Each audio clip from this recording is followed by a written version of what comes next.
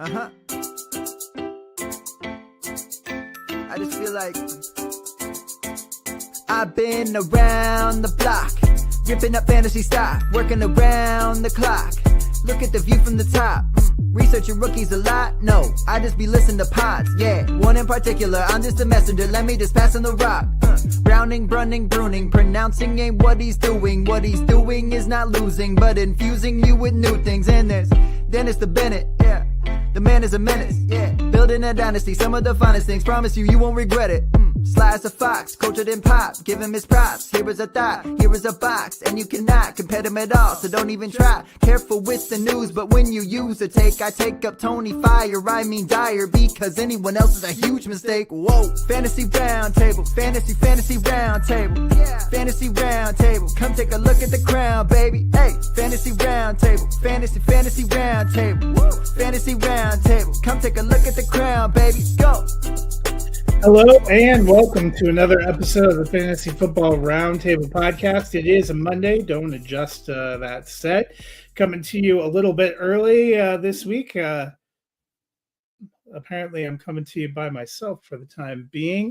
Dennis has a big baseball game that he will be doing tomorrow, so we're looking forward to finding out how they do. Is tomorrow the first official game of the season? I believe so. I was looking at the high school schedule, and it seems like they've got 2 or 3 scrimmages. We have spring break next week, so maybe this is a scrimmage. Not 100% clear. To be fair, doesn't matter to me. I want to win them all. There you go. We mentioned on Friday when we were with you, Jameis Winston signed a 2-year deal with the Giants at the time. A lot of excitement about him potentially being out there. I had mentioned I didn't think it precluded them from taking someone at 3, but now reports have come out over the weekend that they're still negotiating with Russell Wilson. Dennis, what do you make of the Giants quarterback situation? Well, you've got a gunslinger in Jameis Winston and probably one of the safest decision makers in Russell Wilson. So maybe they're planning to put him in a lab and mash them up together to get an exciting guy that doesn't turn the ball over too much. Hard to tell. I've seen a lot of mock drafts the last few days, week or so, that have Shedeur Sanders falling a lot. But I'm also hearing on the other side of that coin, Cam Ward at 1, Shedeur Sanders at 2. So Tennessee and Cleveland are going there. If Sanders and Ward go 1 and 2, and I'm the Giants, I'm going to trade back. I want to see if I can get somebody to move back. They need offensive line help. If Winston is their starter, he's going to be exciting. He's going to put up some points, but he's prone to turnovers. And with the amount of pressure they gave up last year, that's not going to be a good match for what Jameis Winston does. But if they can drop back, pick up a first-round offensive lineman, maybe Kelvin Banks, who played right tackle at Texas, that's their biggest weakness. They could use help at guard. They have picks 3, 34, 65, 99, 105, and 154. They need a minimum of 2 offensive linemen that can step into their line and start day 1. I don't know, if Sanders falls to them at 3 and they make that move, then, he's not known for his mobility. I think he's a fairly smart passer, but he has a tendency to think he can make a play. I'm torn. You see conflicting reports about opinions on Sanders. Some think he's like this safe game manager plus who can make most of the throws. Others think he's been hidden by the offense in college and is going to face plant when he gets to the NFL. I think the jury's out. Somebody's going to be right and somebody's going to be wrong. I don't know that there's any middle ground. And who knows if they they sign Russell Wilson to go along with Jameis, I think they're looking at the same thing that Pittsburgh did last year. Yeah, I mean, I said before, when he got signed, I don't think Jameis Winston means that they're done at quarterback. I think they're probably going through some uh, pro days and probably going to look at some things, read some tea leaves. Apparently, like Tennessee's entire front office went to Miami's pro day, which means that they are taking a long, hard look at Cam Ward. It seems like they're moving closer to maybe taking Cam Ward. I think it's the Browns that I am not sure actually want to take a quarterback here. But the Browns and the Giants are the two I think that bear watching. If in the next month either of them signs another veteran quarterback, then I think that means they're not going quarterback, at least at the top of the draft. If neither of them do, it might mean that they're going to take a shot and see what happens. Russ is seeming more like a guy who's probably going to sign post-draft. If the Giants go and sign him, I don't know if I really like the fit with Jameis Winston and Russell Wilson. That seems like a weird quarterback room too. It's like Joe Flacco and Lamar Jackson. But not specifically like that, but like you've got this downfield gunslinger. I can get it in there. I'm taking chances to.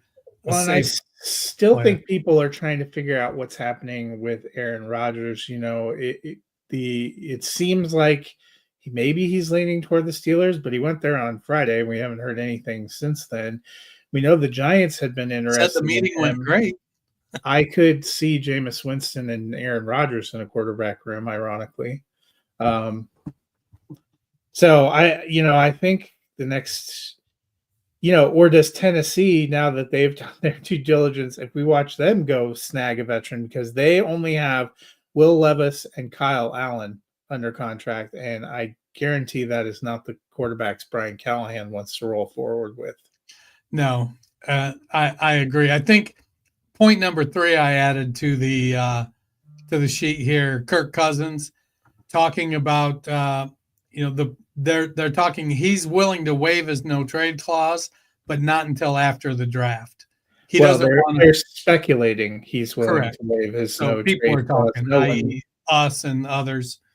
And he would probably only do it if it was going to an advantageous situation. Tennessee, New York, Cleveland, none of those are advantageous situations. But they're starting jobs, and he's not going to get that unless Penix face plants in Atlanta, and I don't think he's ready to be a backup. So that leaves you with, what are the options for him? So I think if Cleveland passes on a quarterback and maybe takes some mid-round quarterback to develop, then maybe he says, well, yeah, they're going to, if I go to Cleveland, I'll play over Pickett.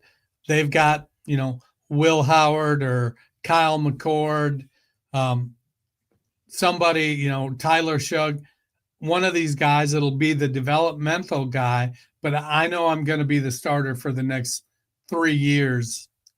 I think he will do something like that. Cleveland's got a pretty good offensive line. It's getting older. They need to invest there.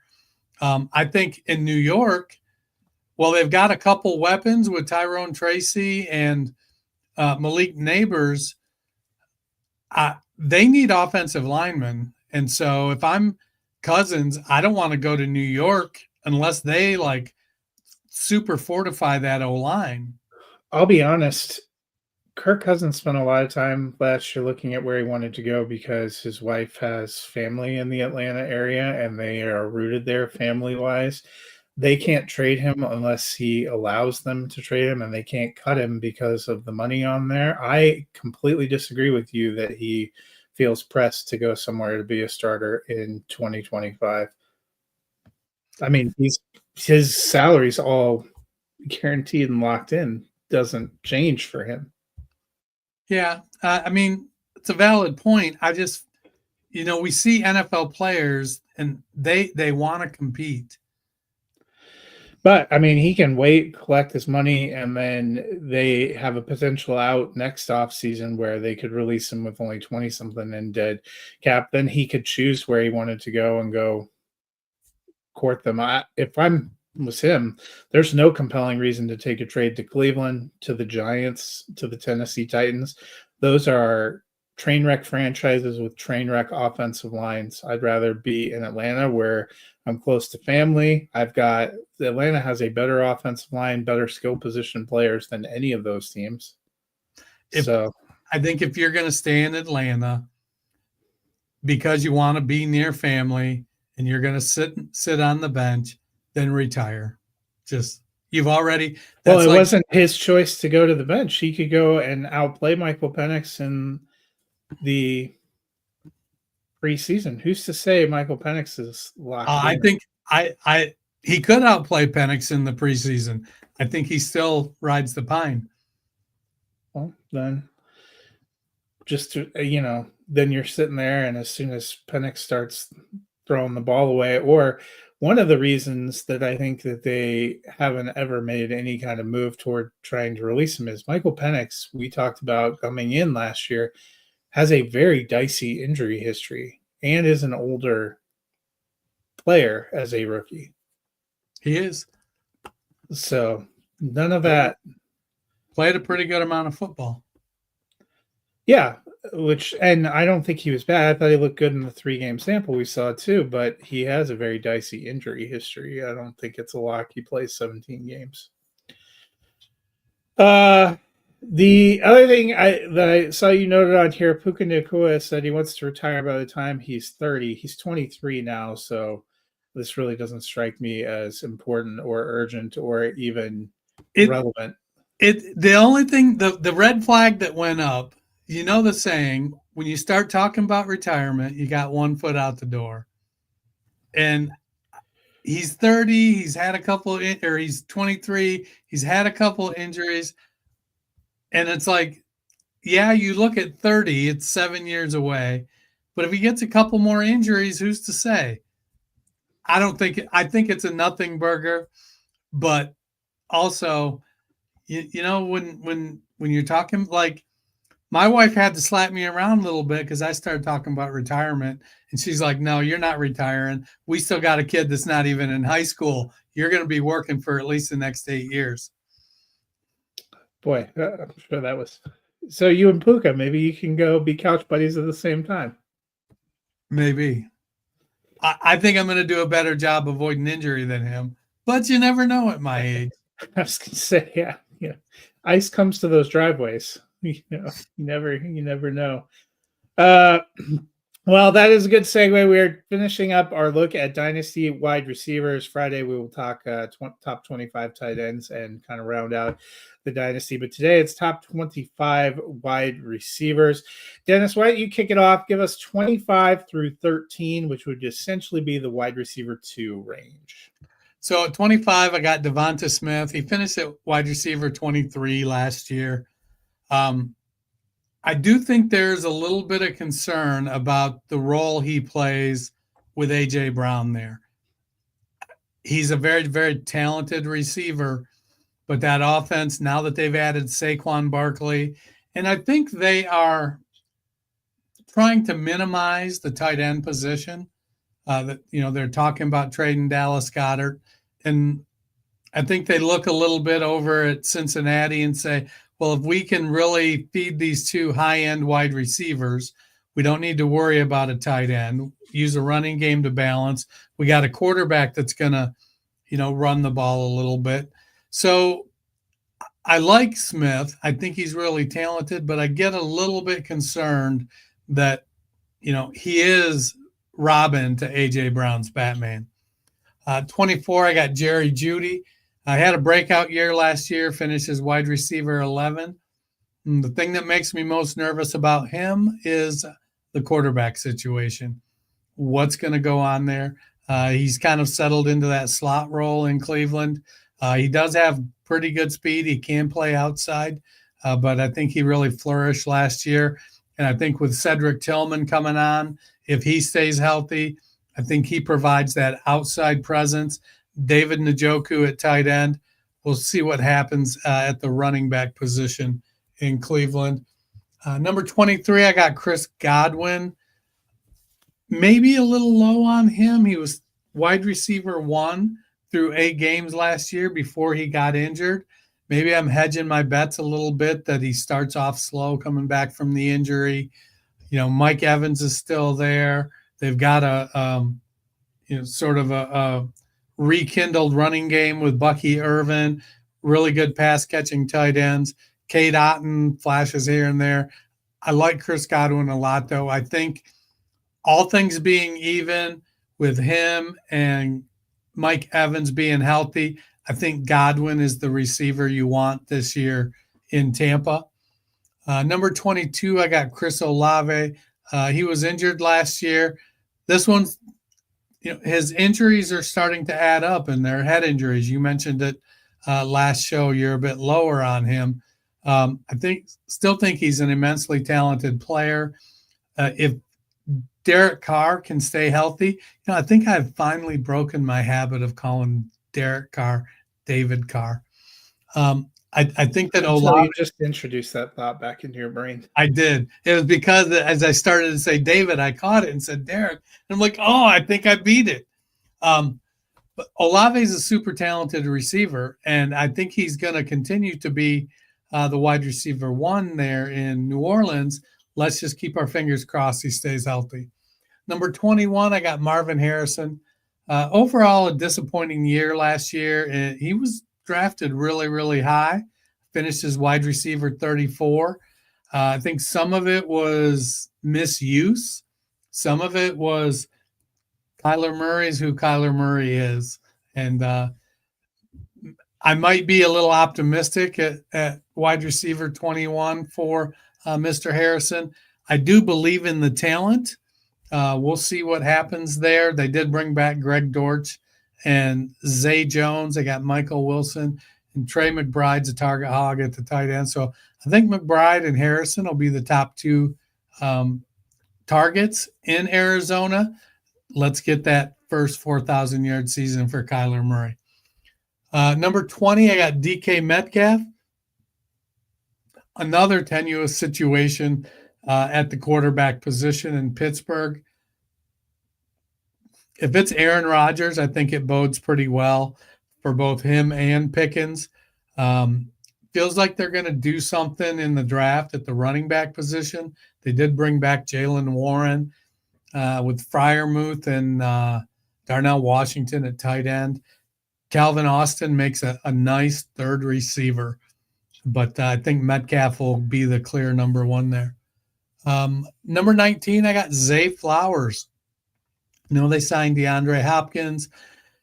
I do think we're seeing Mark Andrews slow down a little bit. He's still, I think, one of the top tight ends, but I think Lamar is spreading the ball around a little bit more. And with Derrick Henry, the running game is still what comes first. Lamar still runs the ball a lot. Lamar was super efficient last year. I think if Zay Flowers stays healthy, he can break into the top 20. He was wide receiver 22 last year. Number 18, I got Rome Odunze. We said it going into last year when he got drafted by Chicago after they traded for DJ Moore, and then they signed Keenan Allen. They still had Cole Kmet. We felt like it was going to be he was still a good investment, but you were going to have to pay for it, wait for it to pay off because he had a rookie quarterback.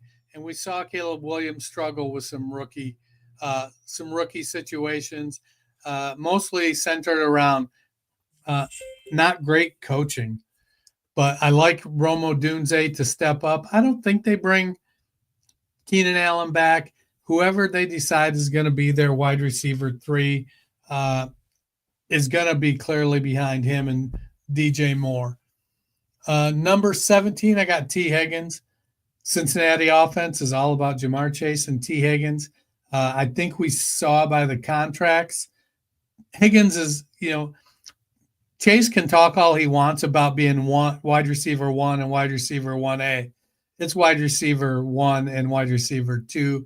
Higgins will still be very productive. He's going to have some monster games. He'd be the wide receiver 1 on what do you think, 28, 29, 30 other teams. He's a very good wide receiver. He's going to get his. Number 16, I got Brandon Ayuk. Coming back off an injury, I do feel like he's still the best wide receiver in San Francisco. Pearsall's pretty good.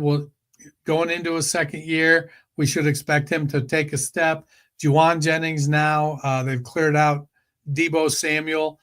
But I think Ayuk is the guy they want to be their featured wide receiver. And as long as Brock Purdy can stay healthy, I think that's going to bode well. Number 15, I got Garrett Wilson. He was wide receiver 9 last year, surprisingly. Justin Fields and him, they overlapped at Ohio State. They know each other. Fields, gave a career year to DJ Moore.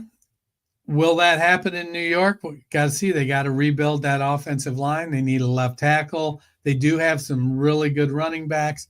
A new coaching staff. Is Tanner Eggstrom going to come in and, try to duplicate the Detroit running back room with the pass catcher and the bully? Garrett Wilson is a really good, really talented wide receiver. I wouldn't be surprised if he significantly outperformed this slot, but the way we've seen Justin Fields play and the questions about his game, I also wouldn't be surprised if he underperformed it.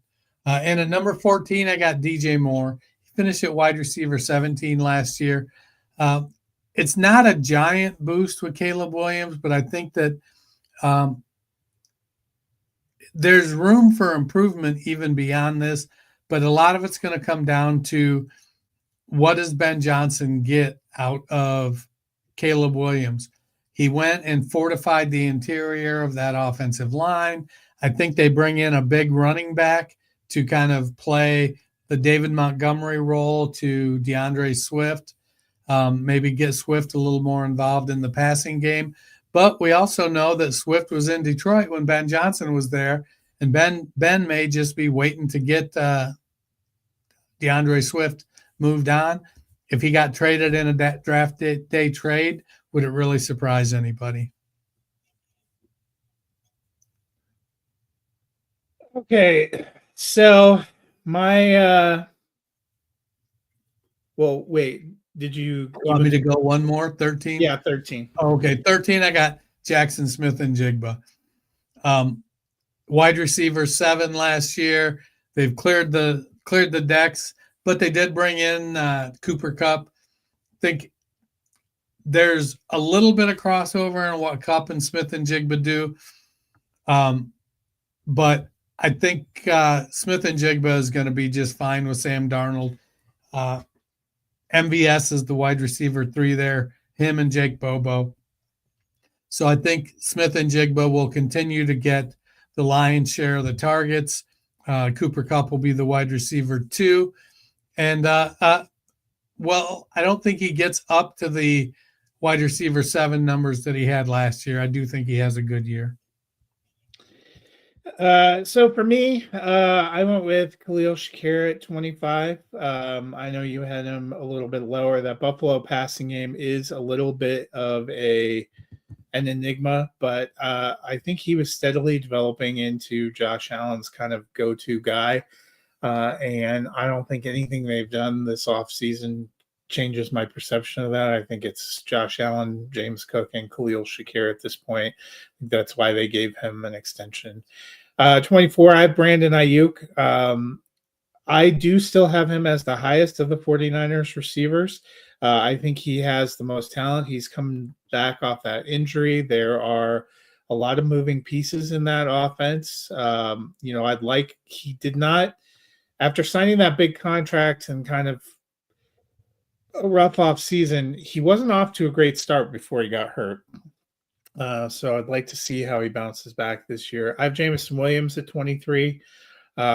He's there's a reason we were so excited when they took him in the first round. I think we're finally started to see that last year, his first 1,000-yard campaign. I think he's going to continue to grow. And I think he and Amon-Ra St. Brown and Sam Laporta are a pretty great trio to lead that passing game. I have Mike Evans at 22. You had Godwin up higher and Evans down lower. I had Godwin a little lower and Evans up higher. I think it's just, which one ends up being kind of the number one and the main guy. I just feel like Baker has a great rapport with Mike Evans. I think we saw last year how much the entire team rallied around him getting what he needed to get that 1,000-yard mark. I still think he is potentially their most explosive receiver. So I think he will actually benefit this year again, having Chris Godwin back opposite him. He really started getting going down the stretch when Jalen McMillan started picking it up. I think with all those weapons, that ends up benefiting him a little bit. I have DJ Moore at 21. I have all the Chicago receivers a little bit lower than where you have them. I want to see how this offense takes shape. They've done a lot to try to improve the offensive line. That's really good. Are they going to be more run heavy? Are they going to go out and get some pieces? I want to see what they're going to do in the draft. I think Moore is still their best receiver. I just felt more comfortable having him here. I have Tyreek Hill at 20. This could either be too high or too low, depending on what we get. There was a lot of bad energy in last season. Heading into the offseason, it seemed like he was very unhappy, wanted to trade. They seem to have smoothed things out. If everybody in that offense is healthy and going good, we've seen him be incredibly explosive. There are just some questions in my mind. I have Zay Flowers at 19, like you. I think he's very solid. I think he's the best wide receiver for the Ravens. Nothing that they've done this offseason changes my thoughts about that, but they do spread the ball around a little bit more, and I think, a mid to high-end wide receiver 2 is about the best you're going to get as the top option in that passing game. I have Terry McLaurin at 18. I like him. He had a great year last year. I think they've added some more weapons, and I think that they might spread the ball around more, a little bit more. I still like him. I think he's still very solid. I just feel better with him kind of as a wide receiver 2 than maybe a little bit higher. I have DK Metcalf at 17. I think he's going to be the guy for the Steelers. I don't put a lot of stock in George Pickens. They definitely have questions at quarterback, but we'll see once they get that sorted out. I was a monster extension, 5 years, $150 million. They want him to be the featured guy there. And we've seen Pittsburgh be a place where featured receivers have really thrived. I have Devonta Smith at 16. On another team, you talked about some of these teams where there's 2 wide receivers, and if one of them went to another team, they could probably be another team's number 1. I think that's the case with Devonta Smith. I have him closer to A.J. Brown than you do, and I have A.J. Brown a little bit lower than you do. I think they're a little closer together. I think their biggest threat is the fact that they are so prolific of a run game with Saquon Barkley. It's also, they've changed offensive coordinators a lot, which does not help. It's kind of wild for such a successful team. I have Ladd McConkey at 15. I really like what we saw from him with the Chargers. I think he fits in pretty well there. I think he is still their number 1 guy right now, but they are working on adding more pieces and more weapons, and I think that sets him right there. I have T. Higgins at 14. They gave him a big contract. He's always going to be number 2 behind Chase, but on a points per game basis last year, he was wide receiver 5. He was. There is more than enough balls to go around, especially since you and I believe that their strategy for the foreseeable future is to just try to put up 50 points every game. I think T. Higgins also, my biggest concern with him is, can he stay on the field? When he's on the field, it's magic, even when Jamar Chase is there. But when you're missing him, it's frustrating. You just have to watch the going to practice videos, and if he jogs up that little hill, it means he's healthy and he's playing. If he walks, that means he's hampered, likely to not play or not play much. And for me at 13, I have Nico Collins. I like him. I like him as a fit with CJ Stroud. I have a lot of questions right now about Houston. I don't know what they're doing. They definitely struggled at times down the stretch last year. Offensive lineman, I hope. They got to do something about the line because they seem to be going backwards. Protection was already an issue, and they have given away a couple of guys. So would like to see where they're going to go and how that's going to pan out. Dennis, why don't you give us your top 12? All right, so top 12, I'm sliding in there with the guy Ladd McConkey at 12. Right now, he's the game in Los Angeles. Him and Justin Herbert developed last year. They brought in Najee Harris. That's going to provide balance. Mike Williams and Quentin Johnston are the wide receiver 2 and 3. It would maybe give me a little bit of pause if they were to sign, say, Stephon Diggs, because McConkey is very competent out of the slot. And I think that's where Diggs is at this point in his career. So that would put McConkey on the outside 100%. I think he's got the speed and the size to be able to do it, but he performs so well out of the slot. Number 11, we got Puka Nacua. I know they added Devontae Adams, but I still think Puka is the one there. He's going to continue to get a ton of volume. He's a master separator. And while I talked earlier, he's talking retirement, a few years, 1 foot out the door kind of talk. I think we're safe this year. So we got Puka at 11. Number 10, I got Drake London. I'm looking forward to seeing the Penix London connection. Somebody that can get the ball downfield to him. Without Arthur Smith there, let's move in. London was wide receiver 10 last year. Kirk did have some struggles. I think that he could push for top 5 wide receiver if he gets the volume. Number 9, I got Terry McLaurin. He finished at wide receiver 8 last year. Washington's going to be a funny situation. They brought in Debo. I don't think Debo's role is any threat to Terry McLaurin. Zach Ertz, they brought him back. Brian Robinson and Austin Eckler and the running back are, at this point in their careers, they're just guys. I'm not threatened by them. I think that McLaurin will continue to perform well with Jaden Daniels. Number 8, I got Malik Neighbors, finishes wide receiver 6. I didn't adjust my rankings after the signing of Jameis Winston, and I'm not going to go and adjust them. I like Jameis's ability to throw downfield a lot, and that could lead to a little bit of a boost for Malik Neighbors.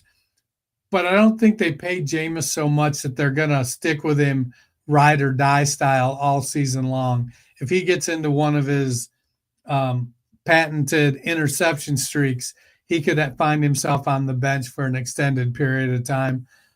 Not that I think Tommy DeVito is going to keep him on the bench for long, but they're still talking to Ross, and who knows what they're doing there. They may bring in, they may luck into one of the rookies that they like and deem that player ready to take a shot at it. Number 7, I got Brian Thomas. He was wide receiver 4 last year. To be honest, Thomas could push for the wide receiver 1 this year. He had a phenomenal year, and if Trevor Lawrence can get healthy, stay healthy, the running game can kind of find its feet again, I think the opportunity is there for Brian Thomas to just step right into that, vaunted LSU wide receiver performing in the NFL role that we've been seeing. Number 6, I got Nico Collins. He was wide receiver 26 last year, missed a bunch of games. But I think his breakout was real. I think he's established himself. I I think the chemistry with CJ Stroud is legit. I know Christian Kirk is going to provide some support from the slot. I like that. Joe Mixon will do his inefficient volume stuff and keep the offensive line offense balanced. But they've got to put some resources into that O-line. Unless they know something about the guys on the team that we don't. It sure didn't look like it last year, though. They gave up an awful lot of pressure. Number 5, I got A.J. Brown. He was wide receiver 16 last year. I might be a little high on A.J., but I think he's the alpha dog there. He's going to get what he asked for, and he wants the ball. They're going to do what they can to keep him happy. Number 4, I got C.D. Lamb. I'm looking forward to a healthy Dak Prescott coming back, though Dallas is another in a long list of teams that needs to invest some in their offensive line. I know they signed Javonte Williams. They let Brandon Cooks walk. I keep seeing them taking a running back or a wide receiver in the first round. Doesn't make the most sense to me. I think they need the offensive lineman, but we'll see what Jerry does. Number 3, I got Amon-Ra St. Brown. My top 3 actually are exactly how they finished last year. I got Amon-Ra. He's going to continue to be a target hog in Detroit. I think the new offensive coordinator is going to continue to feed him. They've got great balance with that running game. They're a tough team. Their offensive line is very, very good. They need to get a little bit of a youth infusion there. But Amon-Ra St. Brown should continue to perform at a very high level. Number 2, I got Justin Jefferson. You know, there's a lot riding on J.J. McCarthy's development here. I did not want them to sign Aaron Rodgers. I don't think there was anything good that could come from them signing Aaron Rodgers. There are some concerns in my eyes. Jim Harbaugh kind of hid J.J. McCarthy in some games when he was in college. We'll have to see how it plays out, but I don't think there is a legitimate threat to his market share in Minnesota. And number 1, Jamar Chase. I don't think you go anywhere else right now. He is, I don't want to say clearing away because Justin Jefferson is so good. There are some exceptionally talented receivers in the top of these rankings, but Jamar Chase he's backing it up right now. So you got to ride him at number 1. Yeah, and I'll just start at the top. You and I have the same top 2. I think Jamar Chase, Justin Jefferson. I think for most people that would probably be 1 and 2. That is my 1 and 2 also.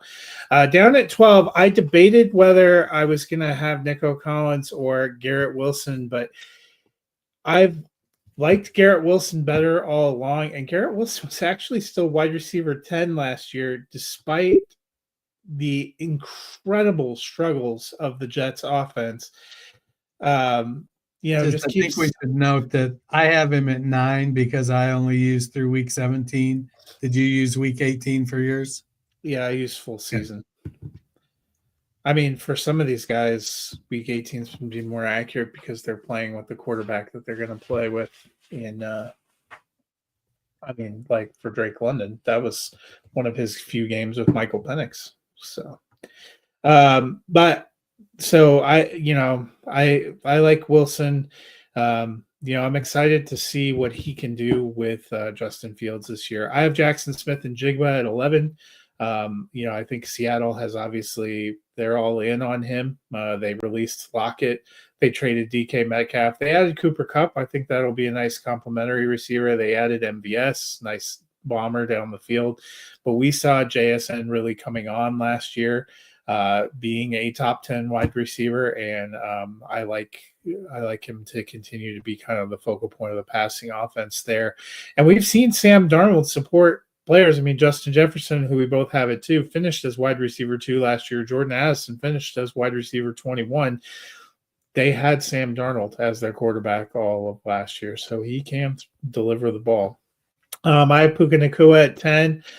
Rams similarly seem to have settled on him. Maybe in 6.5 years, I'll worry about him retiring. But for now, I think he's kind of in a prime position. I have Drake London at 9. Really started to come on last year. Had a decent run with Kirk Cousins, but really kind of exploded there at the end of the season. Had almost 41 PPR points in Week 18 with Michael Penix. That back and forth game where Michael Penix, his third start, was really starting to get comfortable. London, Mooney, Pitts, they all kind of went off. That gives us a little bit of hope of things to come for Drake London and that offense. I have A.J. Brown at 8. I think he's still very solid, still the number 1 there.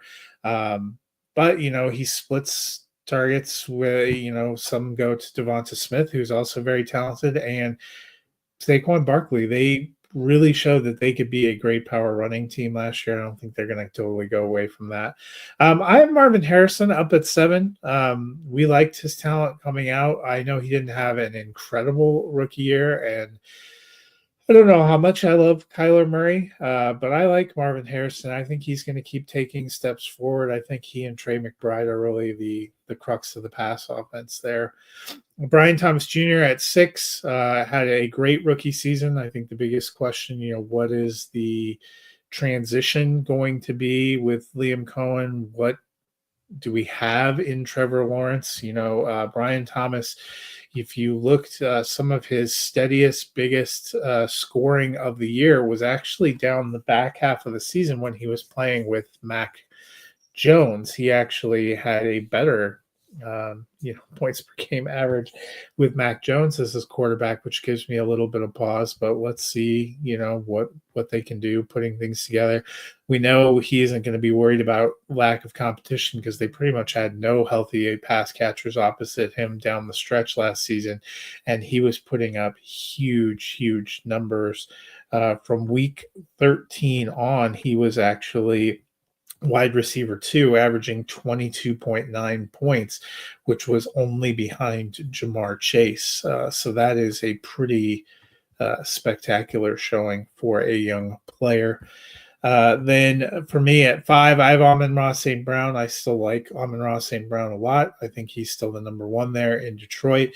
I did not adjust my rankings after they signed Jameis Winston either, but I had Malik Neighbors above him at 4 already. Malik Neighbors finished more than 18 points per game, finished as wide receiver 6. He had nothing as his quarterbacks. I mean, Drew Lock, I think they had Tommy DeVito. There was somebody else that we were laughing about that I can't even remember. Besides Daniel Jones? Yeah, besides Daniel Jones. They had a third guy. Was it Tim Boyle, maybe? Oh, yeah. I think it was Tim Boyle. I mean, none of these elite receivers had a worse quarterback situation than Malik Neighbors, who still ended up being wide receiver 4 on a points per game basis last year and just put up an outstanding rookie season. I still have CeeDee Lamb at 3. I think he is just explosive. We have seen him be the overall number 1 wide receiver before. He also made lemonade out of lemons last year. They didn't have Dak for a lot of last season, and Cooper Rush is a serviceable backup. Trey Lance exists. I'm not super high on either of those guys as a passer, and Lamb still finished as a wide receiver. I think full season he was at wide receiver 8, but you're right, he missed the last 2 games. So through week 16, he was wide receiver 4, which is pretty darn good. So he was wide receiver 4 when he came out and missed the last 2 games of the season. Kind of got shut down because there was no point.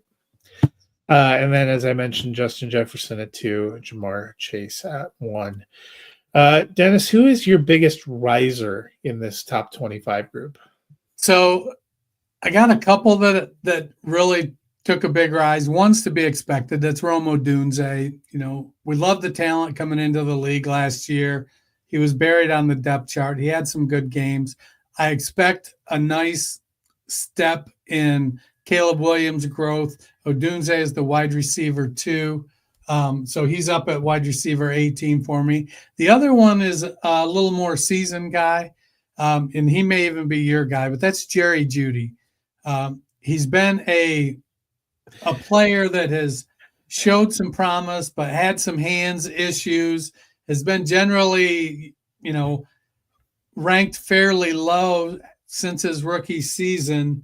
He just never quite put it together, but last year it just kind of all came together for him in Cleveland.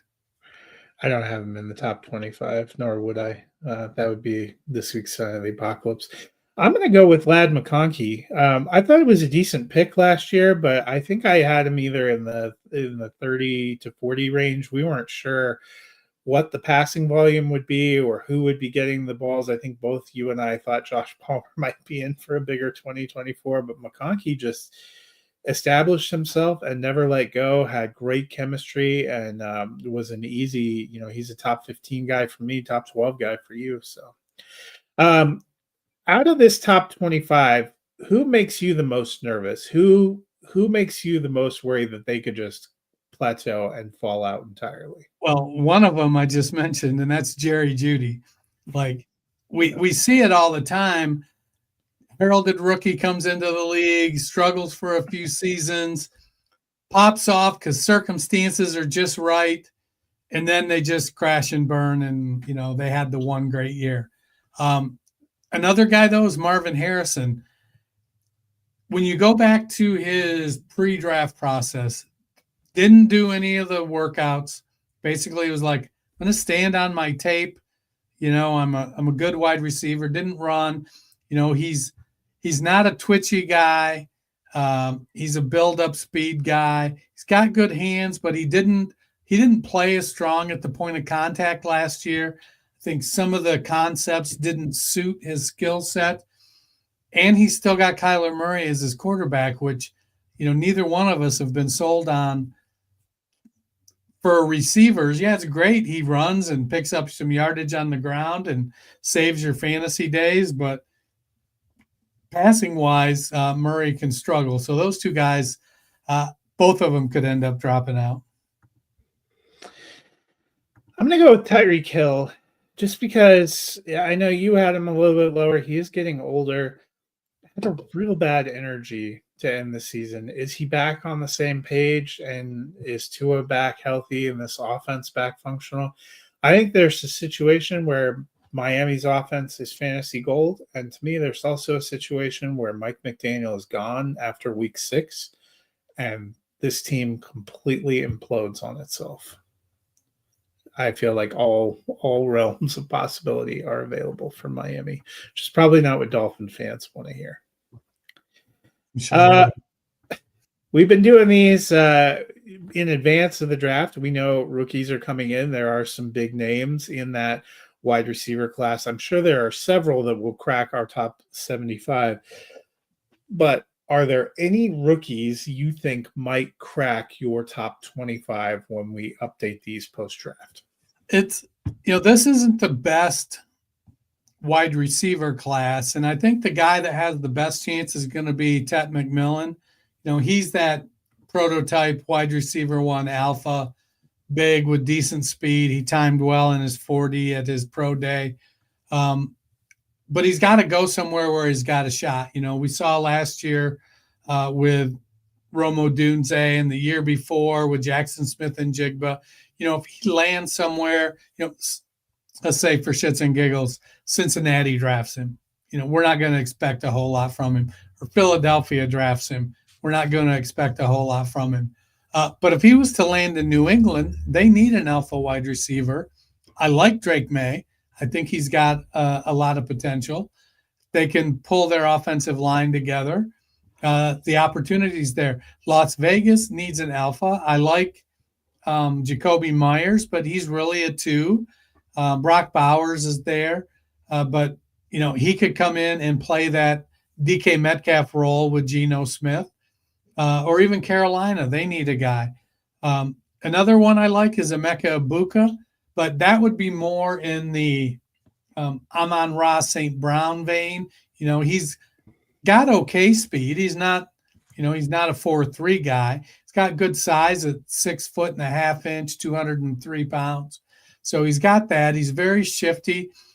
He could slide into Carolina and push Adam Thielen aside and become the volume guy there.